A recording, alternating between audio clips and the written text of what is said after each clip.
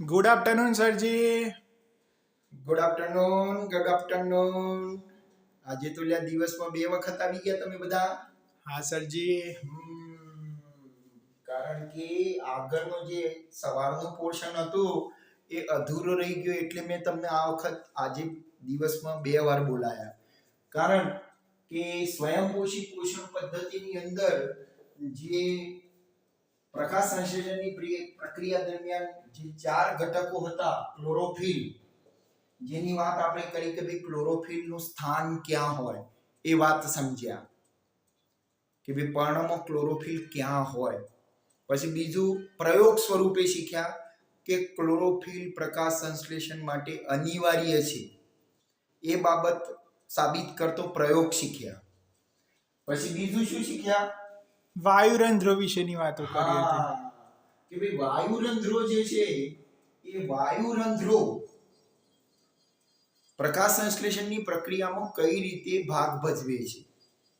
તો પ્રકાશ સંશ્લેષણની પ્રક્રિયામાં જરૂરી કાર્બન ડાયોક્સાઇડ જે છે એ વાતાવરણમાંથી પર્ણમાં દાખલ થવા માટેનો એ માર્ગ છે, પ્રવેશ દ્વાર છે.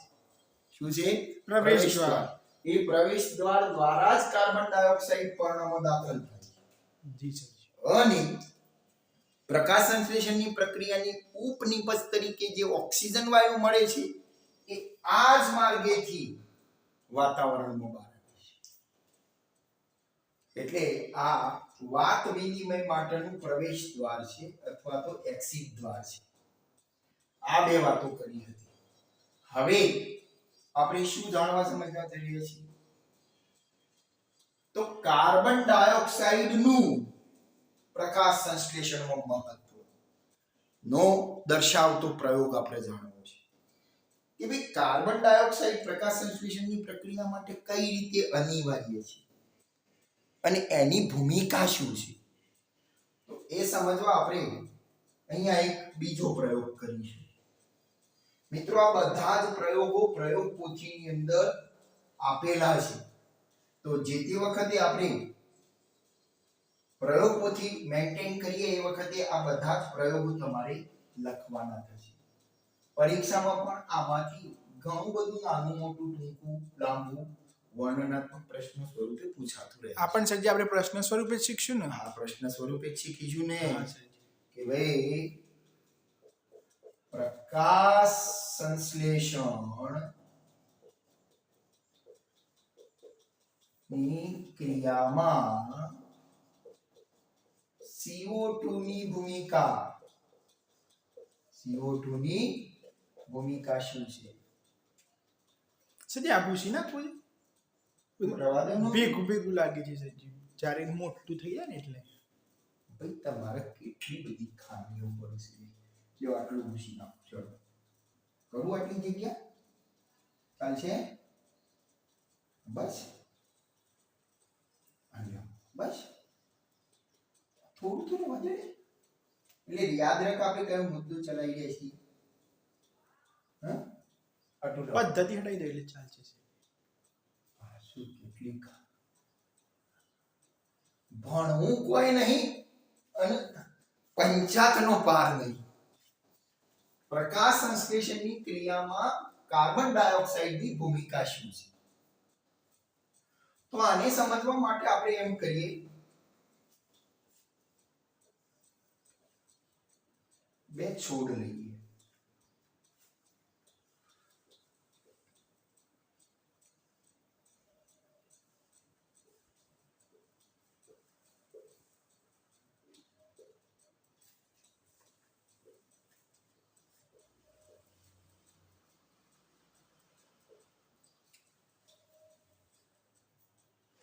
બરાબર?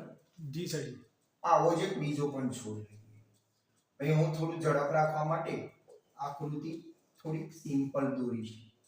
તમારે પાછું એમાં બહુ ખામીઓ નહીં કાઢવાની. મસ્ત જ દોરી દે છે. અને કે જો આનો પાંદડા વધારે છે, આનો પાંદડો નાનો છે, બધો આ બધું સમજી લેવાની વાતો છે. આમાં બહુ ચૂંટવાની વાતો થતી નહીં. હવામાં શું કરવાનું છે? આ A નંબરનો છોડ અને આ B નંબરનો છોડ. હવે A નંબરના છોડની જોડે એક રકાબી જેવી ડીશ લેવાની અને એની અંદર KOH ભરવાનું છે. શું ભરવાનું છે? KOH, potassium hydroxide. શું ભરવાનું છે? પોટેશિયમ. સરજી લાઈટ જતી રહી સરજી. તે શું થયું? લાઈટ જતી રહી માં શું તકલીફ છે?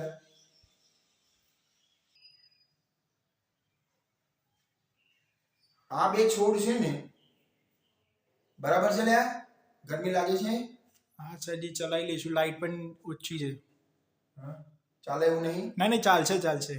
તો આ બંને છોડને 3-4 દિવસ માટે જ અંધકારમય રૂમમાં મૂકી દઈએ. એટલે આ છોડના પર્ણોમાં જમા થયેલો સ્ટાર્ચ વપરાઈ જશે. બરાબર? હવે શું કરીએ? 3-4 દિવસ પછી એમને સૂર્યપ્રકાશમાં લાવીએ. અને સૂર્યપ્રકાશમાં લાવ્યા પછી આ છોડ એની બાજુમાં એક ડીશમાં KOH ભરીને મૂકી દઈએ, પોટેશિયમ હાઇડ્રોક્સાઇડ. અને આ જે બંને વસ્તુ છોડ અને KOH ની ડીશ બંનેને ભરી અને નીચે એક પ્લેટ રાખી એના ઉપર એક કાચની જાર ઢાંકી દઈએ. શું ઢાંકી દઈએ? કાચની જાર. હવા ચુસ્ત જાર ઢાંકી દઈએ. એટલે અહીંયા નીચે જગ્યા રહેવી જોઈએ નહીં. શું ના રહેવી જોઈએ? જગ્યા રહેવી જોઈએ નહીં કે જેથી કરીને હવા અહીંયાથી દાખલ થઈ જાય. હવા ચુસ્ત ઢાંકી દેવાય. બીજાને પણ આવી જાર વડે ઢાંકી દઈએ. પણ આ કાચની જાર છે એટલે પારદર્શક જાર છે એવું સમજવાનું છે. કેમ સરજી પારદર્શક? તો સૂર્યપ્રકાશની અવર જવર કરવામાં તમે અપારદર્શક વસ્તુ ઢોકો તો સૂર્યપ્રકાશ આવન જાવન ના થાય. હવે આને સૂર્યપ્રકાશમાં મૂકી દેવામાં આવે તો બંને ઉપર સનલાઇટ પડશે, સૂર્યપ્રકાશ પડવાનો છે. શું પડશે? સૂર્યપ્રકાશ. લગભગ આખો દિવસ સૂર્યપ્રકાશ મળી રહે એવી જગ્યાએ આને રાખો. એટલે દિવસ દરમિયાન કઈ ઘટના બનશે? પ્રકાશ સંશ્લેષણની ઘટના બનશે. અને આ પ્રકાશ સંશ્લેષણની ઘટનાથી ગ્લુકોઝ નિર્માણ થશે અને એ ગ્લુકોઝનું ક્રમશઃ સ્ટાર્ચમાં રૂપાંતરણ થશે અને સ્ટાર્ચ રૂપે સંગ્રહ થશે. બરાબર? તો આખા દિવસ દરમિયાન પ્રક્રિયા થવા દઈ. હવે બરાબર ધ્યાનથી વાતને સમજજો. KOH જે પદાર્થ છે, હવે ટેસ્ટ કરશું ને સરજી? પણ પહેલા સાંભળી તો લો. એક મિનિટ સરજી, ટેસ્ટ કરશું હા. એટલે કંઈક મન લાગે છે કંઈક જાદુ જોવા મળશે. હા. અને ટેસ્ટમાં આપણે સ્ટાર્ચની કસોટીની ટેસ્ટ કરશું ને આ સરજી? એટલે બધામાં સ્ટાર્ચ કસોટી જ કામ લાગવાની છે. એટલે જો સ્ટાર્ચ બન્યો છે તો પ્રકાશ સંશ્લેષણની પ્રક્રિયા થઈ હશે. અને અહીંયા આપણે CO2 ની વાત કરીએ છીએ એટલે CO2 રોક્યો હશે કોઈક રીતના. બસ હવે શાંતિ જાગો મૂકો. હવે આખો દિવસ પૂરો થઈ જાય બરાબર સનલાઇટમાં, પછી આમાં બંનેમાંથી એક એક પર્ણ તોડી લો. શું? એક એક પર્ણ શું કરી લો? તોડી લો. આ એક એક પર્ણ જે તોડી લીધું, આ એક એક પર્ણને શામાં મૂકી દેવાનું? આયોડિનના દ્રાવણમાં સરજી. શામાં? આલ્કોહોલમાં. કેમ મૂકી દેવાનું? આલ્કોહોલમાં? આલ્કોહોલમાં મૂકી દેવાનું. એટલે આલ્કોહોલમાં મૂકી દેવાથી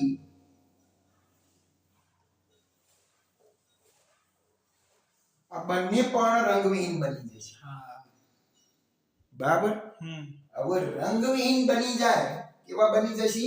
રંગવિહીન. રંગવિહીન બની જશે. આ રંગવિહીન પર્ણોને ત્યાંથી કાઢી લેવાનો અને શામાં ડુબાડવાનો? પાછો આયોડિનની અંદર. આયોડિનમાં ડુબાડવાનો. શામાં ડુબાડવાનો? આયોડિનમાં ડુબાડવાનો. તો આયોડિનમાં ડુબાડીશું ત્યારે આ પર્ણ એટલે કે બી છોડનું પર્ણ ભૂરો રંગ પ્રાપ્ત કરે છે. કેવો રંગ? ભૂરો ભૂરો રંગ. રંગ પ્રાપ્ત કરે છે. જ્યારે આ એ છોડનું પર્ણ કેવું રહે છે? ભૂરો કોઈ રંગ રંગ પ્રાપ્ત પ્રાપ્ત કરતું નથી. કેવું રહે છે? રંગવિહીન. રંગવિહીન જ રહે છે. તો કેમ ભાઈ આવું થયું? એક ભૂરું બની ગયું અને એક રંગવિહીન જ રહ્યું. એનો મતલબ એવો થયો કે આ એ કુંડાના છોડનું પર્ણમાં સ્ટાર્ચ હાજર નથી. કોનામાં સ્ટાર્ચ હાજર નથી? એ નંબરના છોડમાં એ નંબરના કુંડાવાળા છોડના પર્ણમાં શું હાજર નથી? સ્ટાર્ચ. સ્ટાર્ચ હાજર નથી. એનો મતલબ કે પ્રકાશ સંશ્લેષણ થયું ગ્લુકોઝ નથી. નથી. શું નથી? ગ્લુકોઝ નથી. અને ગ્લુકોઝ નથી એનો મતલબ પ્રકાશ સંશ્લેષણની ક્રિયા દિવસ દરમિયાન થઈ નથી. તો આ કુંડા એરુમાં પ્રકાશ સંશ્લેષણની ક્રિયા કેમ ના થઈ?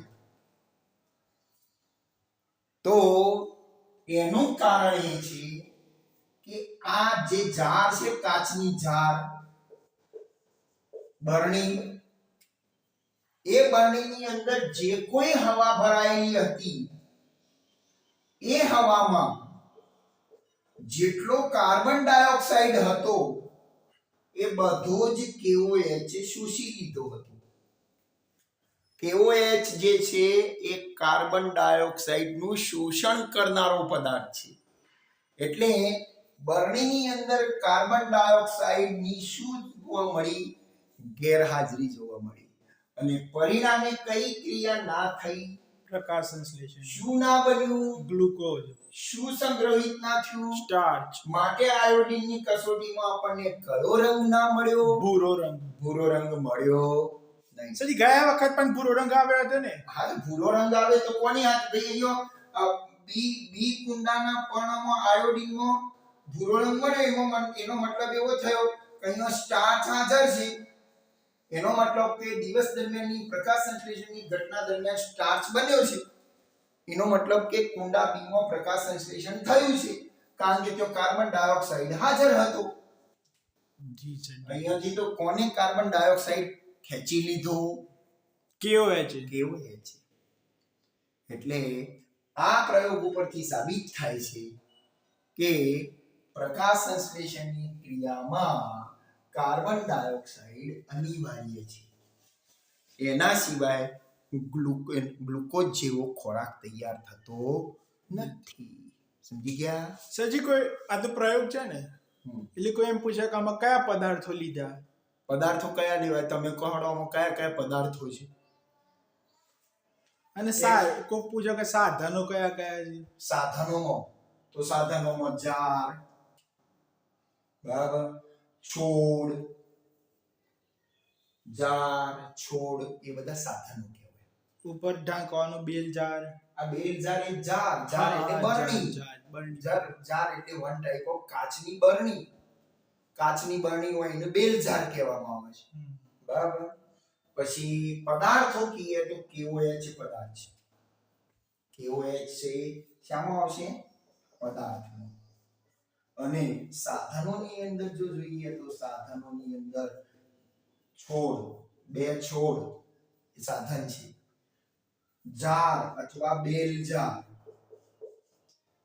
બેલ જારનો મતલબ થાય કાચની બરણી. તો કાચની બરણી છે.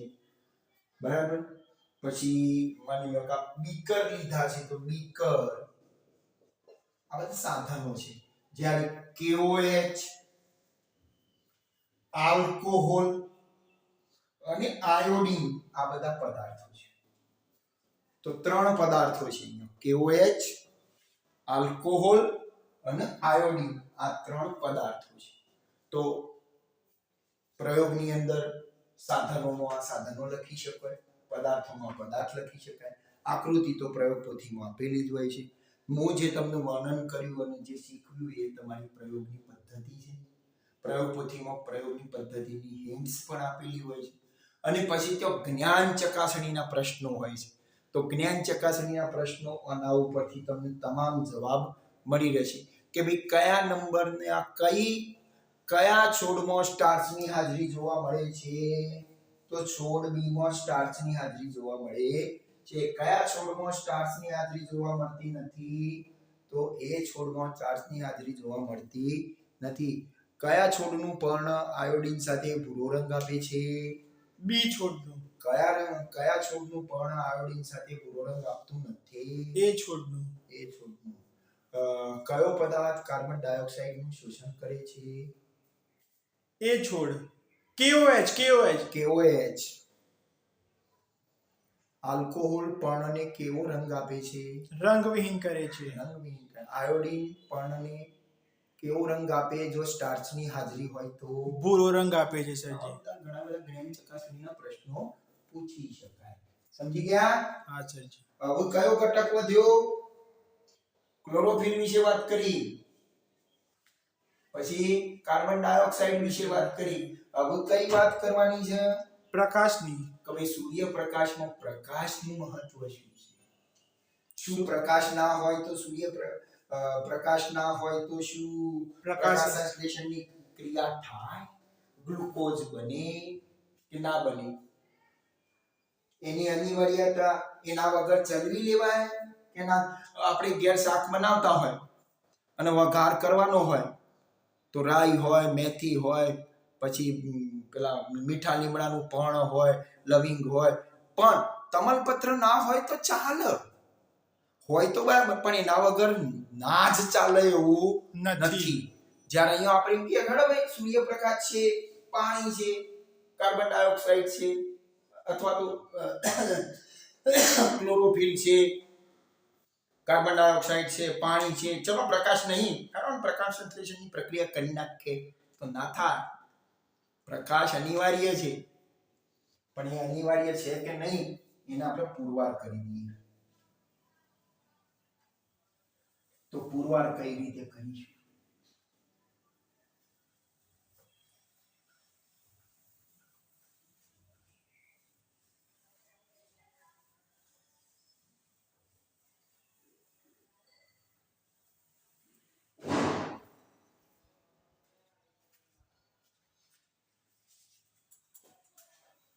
હું જુલિયા,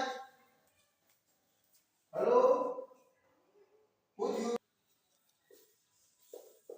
પ્રકાશ સંશ્લેષણમાં પ્રકાશની અગત્યતા અથવા તો પ્રકાશની ભૂમિકા ચકાસવી. શું કરવી? ભૂમિકા ચકાસવી. આના માટે આપણે શું કરીશું? તો સૌપ્રથમ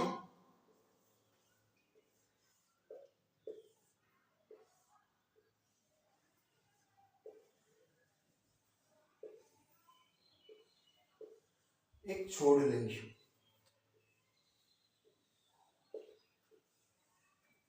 બરાબર? આ છોડને 4-5 દિવસ અંધારામાં મૂકી દઈશું. આ બધી પ્રક્રિયાઓ કોમન છે, એટલે એમાં વધારાનો સંગૃહિત તત્વો સ્ટાર્ચ એ વપરાઈ જશે. હા સરજી. હવે એને શું કરીશું? તો સ્ટાર્ચ વપરાઈ ગયા પછી એને એક મોટું જે પર્ણ હોય, શું હોય? મોટું પર્ણ એનું, એ મોટા પર્ણને પસંદ કરવાનું છે અને એના ઉપર પાતળી એલ્યુમિનિયમની પટ્ટી કાં તો ગેનોંગનો પડદો આવે છે તૈયાર, એવો પડદો, જો તમારી જોડે પડદો અવેલેબલ હોય તો પડદો ના હોય તો કાર્બન એલ્યુમિનિયમની પાતળી પટ્ટી. પ્રકાશ રોકવા માટે નહીં સર? પ્રકાશ રોકવા માટે, પ્રકાશ પ્રત્યે અપારદર્શક, સૂર્યપ્રકાશ પ્રત્યે અપારદર્શક વસ્તુ લગાવવાની. અરે કશું ના હોય ને તો તમે કોઈ એવી અપારદર્શક વસ્તુનો પણ ઉપયોગ કરી શકો છો. કોઈ કડક પ્લાસ્ટિક હોય, એવું કોઈ પણ વસ્તુ, આપણે હાથ વગી વસ્તુનો ઉપયોગ કરી, પણ એટલું યાદ રાખવાનું કે ત્યાં પ્રકાશ પસાર થવો જોઈએ નહીં. તમે આવું કરી શકો છો યાર. મને કે આવું પટ્ટું હોય એને બટકી નાખીને બે ભાગ કરી દેવાના અને એક પર્ણના ઉપર અને એક પર્ણના નીચે મૂકી દેવાનું, પર્ણને ઢાંકી દેવાનું, બરાબર. તો આ રીતે આ પર્ણને એલ્યુમિનિયમની પટ્ટીથી ઢાંકી દેવાનું. શું કરી દેવાનું? ઢાંકી દેવાનું. અથવા ગેનોમનો આવો તૈયાર પડદો આવે છે, એ પડદો આના ઉપર લગાવે. પડદો કેવો હોય? આવો હોય. એ માની લો કે આ પર્ણ છે તો પડદો નીચે ને ઉપર આમ પડદો આવી જાય, એ આવી રીતે બંને બાજુ છે. બંને બાજુ તમે જોઈ શકો છો કે પેનનો કેટલો હિસ્સો ઢંકાઈ ગયો, હા ખાસો હિસ્સો ઢંકાઈ ગયો. હા સર. એ રીતે પડદો આ રીતે લગાવી દેવાનો. આ પડદો છે, પડદાની વચ્ચે આ પેન છે એને તમે પર્ણ સમજો. પર્ણની વચ્ચે રાખીને પડદો ઉપર નીચે લગાવી દેવાનો. હવે પડદાની ઉપર અહીંયા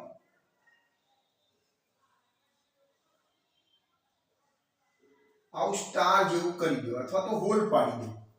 શું પાડી દો? હોલ રાખો સરજી. હોલ પાડી દો. ઓકે સ્ટાર ચાલશે. સ્ટાર જેવો એક કાણા જેવો હોલ પાડી દો. બરાબર. આટલો પડદામાં ગેપ, પડદામાં કાણું પાડી દેવાનું સ્ટાર જેવું કે રાઉન્ડ જેવું. એટલે આટલો ભાગ ખુલ્લો થઈ જશે અને આ સ્ટાર જેવા ભાગમાં તમને પર્ણ દેખાશે અંદર દટાયેલો. બાકીનો આ બધો ભાગ છે એ ઢંકાઈ ગયો છે.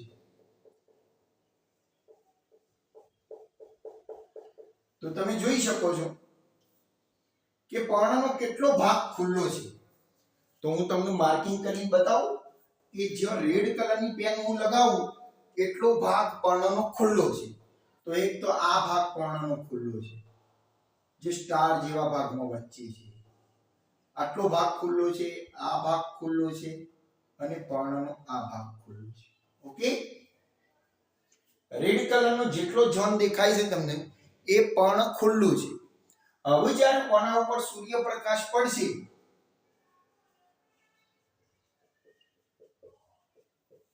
ત્યારે આ જે લાલ કલરનો ભાગ દેખાય છે ત્યાં સૂર્યપ્રકાશ પડશે અને જો પડદો ઢંકાયેલો છે ત્યાં પર્ણ ઢંકાઈ ગયું છે પડદાના નીચે, એટલે ત્યાં સૂર્યપ્રકાશ પડશે નહીં. 5-6 કલાક પછી પ્રકાશ સંશ્લેષણની પ્રક્રિયા 5-6 કલાક થવા દો. સનલાઇટ પૂરેપૂરી મળે એવી જગ્યાએ આને મૂકો. હવે શું કરવાનું છે? જ્યારે પ્રકાશ સંશ્લેષણ પ્રક્રિયા પૂર્ણ થાય એટલે કે સૂર્યપ્રકાશ મળતો બંધ થઈ જાય 6-7 કલાક પછી આ પર્ણને તોડી દો અને ડાળીથી અલગ કરી દો અને પછી આ ગેનોનનો પડદો કાઢી લો. સમજ્યા? અને આ પર્ણને શામાં મૂકી દેશો? આયોડીનમાં.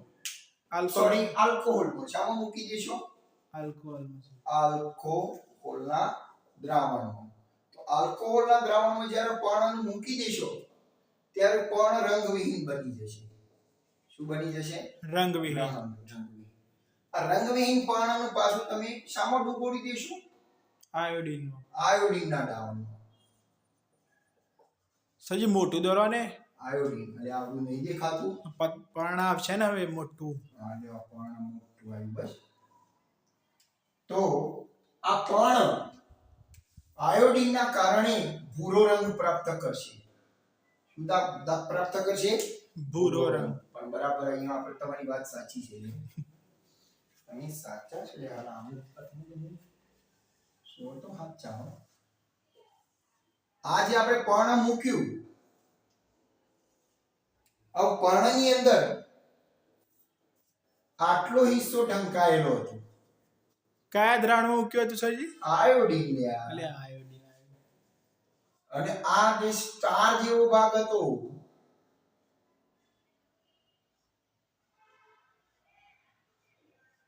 એટલો ભાગ હતો. બરાબર. તો આ સ્ટાર જેવા ભાગના અંદરનો ભાગ અને આ પડદા સિવાયનો આ ભાગ